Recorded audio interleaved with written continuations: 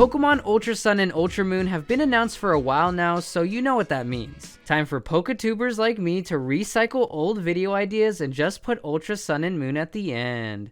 The money. So much money. What? I'm just being truthful. But seriously, to go along with the announcement of Pokemon Ultra Sun and Ultra Moon, Junichi Masuda has also added that there will be more Pokemon added to these games. So I can say without a doubt there will be more new Alolan forms added to Ultra Sun and Ultra Moon. So today, I'm going to be giving you guys the top 10 possible new Alolan forms for Pokemon Ultra Sun and Ultra Moon. And I know only Gen 1 Pokemon have been given Alolan forms so far, but I don't want to just include Gen 1 Pokemon on this list because some of the origins and designs of these Pokemon are just too sick to leave out. So I decided to meet you guys almost halfway and include 4 Gen 1 Pokemon and 6 Pokemon that I just really want to see get an Alolan form. Don't like it? Make your own video then. Also, I did not make any of the art used in this video. All credit goes to Dark and Windy, Devil D-Man, and Locomotive. Links to all their DeviantArts will be in the description. If you guys enjoyed the video, be sure to leave a like, subscribe, and share this video with a friend. And with that being said, let's get started.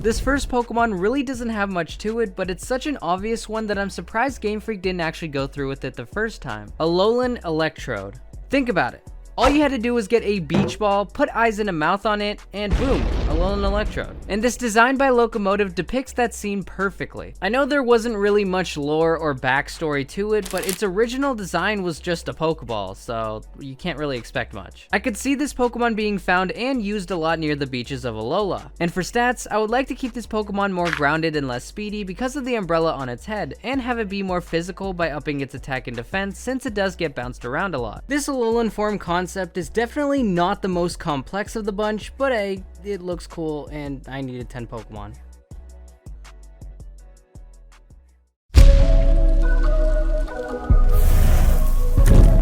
Male Combee is by far one of the most irrelevant Pokemon in the entire series. There is literally no use for these things and they are way more common than the actual useful gender. So Game Freak, why not make Male Combee relevant and useful in battle? It's mind-boggling, I know. Since Vespiquen is depicted as the queen bee, I think that the male worker bee would want to protect their queen, thus evolving into this bug and fighting Alolan form. I think this design made by Dark and Windy accurately depicts its added fighting type and adds a bit more power to this once weak Pokemon. Now for stats, it's a bit of a weird one. I wanted to specifically put all of the points into its attack and speed, leaving a base stat of 1 for all the other stats. I did this because in real life, worker bees actually die after they sting someone, so these stats would essentially give Combee that same fate. A literal glass cannon. I know this wouldn't necessarily make Male Combee a good competitive Pokemon, but it would at least be better than its original form. You gotta give me that.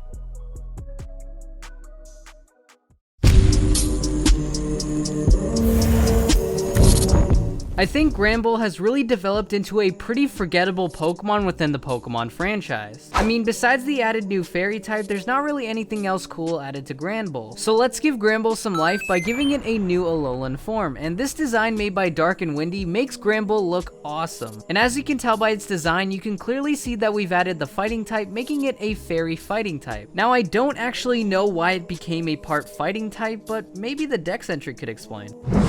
With the increased popularity of Alolan Granbull, it has to face a lot of incoming trainers. Since Granbull are a lot more common in the area, it had to drop its timid nature, put its foot down, and fight back, thus earning the new fighting type. Thanks for the insight, Dexter. No problem, Raizo. Now for stats, I would like to see an increase in physical defense and HP, along with a little bit more speed too. These stat increases would lower its special attack and special defense, but that's fine because this Pokemon will still be amazing. I don't know about you guys, but I think Alolan Granbull would be awesome.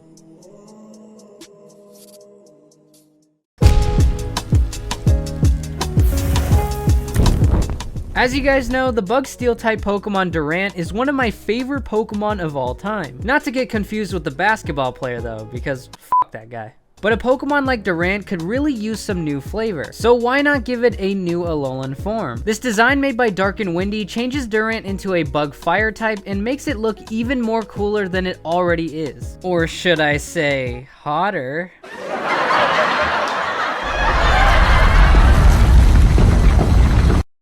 Anyways, Dexter, want to explain why Durant became a fire type? Sure.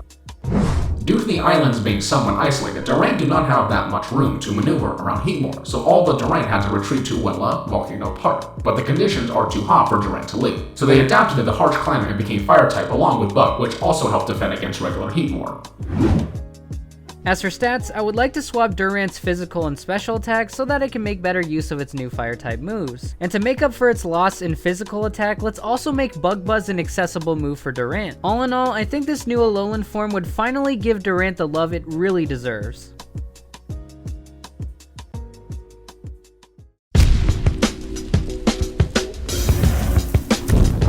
Remember when I said Alolan Durant could defend against regular Heatmor? Well, the reason why I said regular Heatmor is because he too will also be getting an Alolan form. This design, which again is done by Dark and Windy, changes Heatmor into a pure water type Pokemon. There is a lot to love about Alolan Heatmor, but I think my favorite thing about it are the little things, such as changing its tail into a pool noodle, or even the things on its wrist being changed into floaties. You gotta appreciate the little things, man. Now as to why it became a water type, Dexter, wanna explain?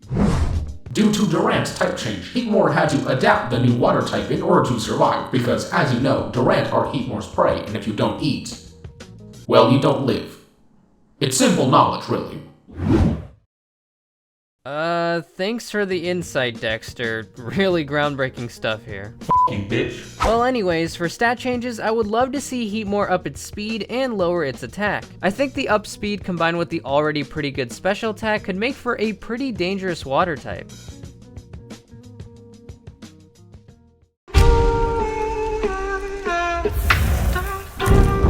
This next Pokemon has one of the coolest Alolan form designs of this entire video. I mean, it's on the thumbnail for a reason. You can't tell me that this Mega Alolan Tyranitar design made by Devil D-Man doesn't look amazing. Now, I know it may sound weird combining a Mega form with an Alolan form, but can a man dream?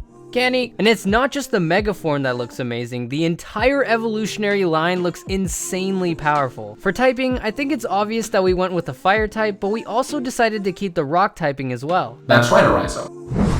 And as you know, Larvitar are known to eat mountains, and since the only nearby mountain is a volcano, Larvitar unknowingly took a bite, which changed it, giving it a new fire type. And as for stats, it's really simple what you have to do. Drop a bit in its physical attack and add more to its special to make best use of its new fire typing. Don't drop it enough to make its rock attacks ineffective, but just enough to make its special attacks the primary option. Let's face it, we would all be scared of running into this monster on the battlefield.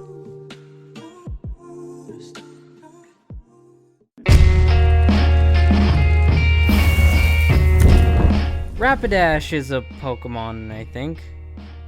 I don't know, these intros are getting harder to do without being repetitive.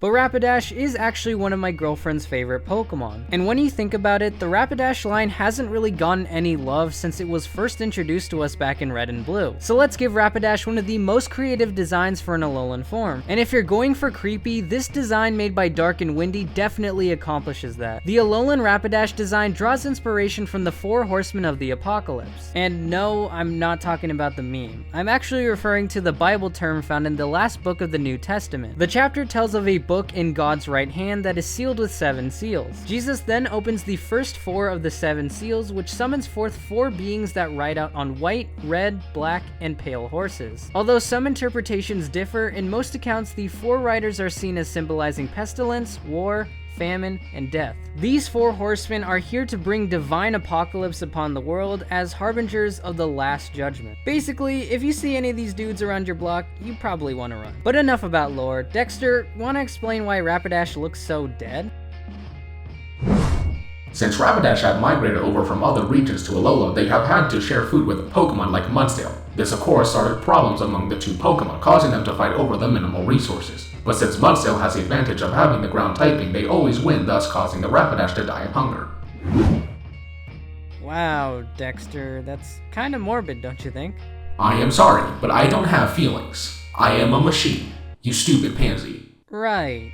So, I think it's pretty obvious with that backstory that Alolan Rapidash will become a fire ghost typing. As for stats, since Alolan Rapidash have gotten considerably skinnier due to them dying of hunger and all, lowering its ability to take hits and dealing physical damage just makes sense. But to compensate for that, let's up its speed and special attack to really make use of its fire and new ghost type moves. I think its useful stat lines combined with its awesome backstory will really give Rapidash the love it truly deserves.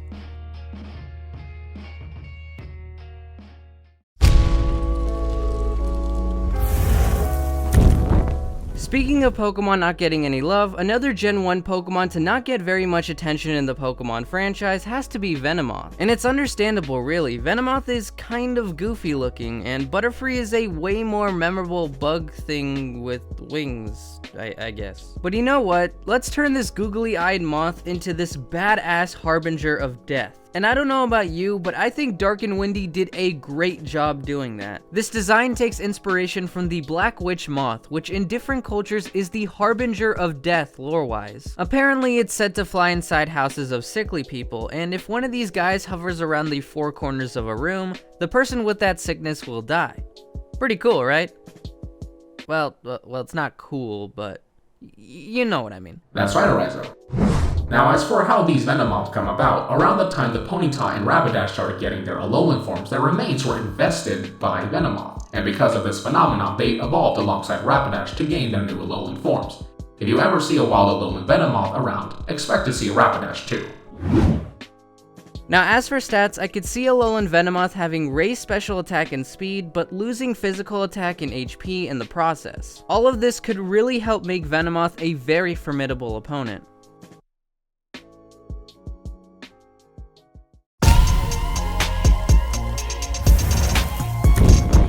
Alright, so let's take a break from talking Gen 1 Pokemon. And believe it or not, I do not like this Pokemon that much. It was actually on my top 5 disappointing Pokemon list, the freezing Pokemon itself, Beartic. But honestly, if this design made by Dark and Windy was real, I might have to retract that last statement. I think what really draws me to this design is its typing, combining two of my favorite types being Ice and Fire. But let's take a look at why it happened.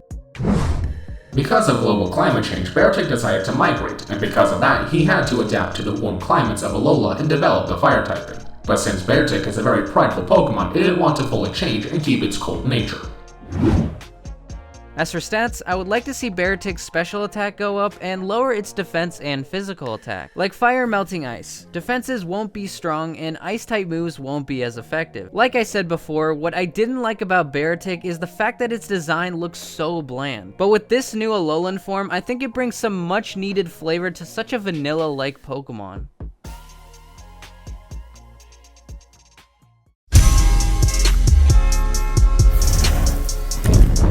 And finally, the number one Pokemon that I think needs to get an Alolan form is Victreebel. I'm not gonna lie, besides Venusaur, Victreebel is by far my favorite Gen 1 grass type and can probably make a case for being one of my favorites in general too. And surprise surprise, if you take a look at its stats, moves, and design, Victreebel could really do with an upgrade. And this grass and fire type beast made by Dark and Windy improves on everything I just said.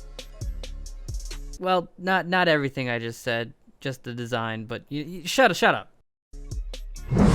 For reasons still not known by scientists, the acids inside Victreebel evaporated. As they need the acid to digest food, they took a leap of faith to see if the Alolan lava would be a good substitute, and lo and behold, it was. As for stats, because this Pokemon looks so much bulkier and fatter than its original form, up its HP and defenses and lower its speed and attacks. Diversity is a thing we all love.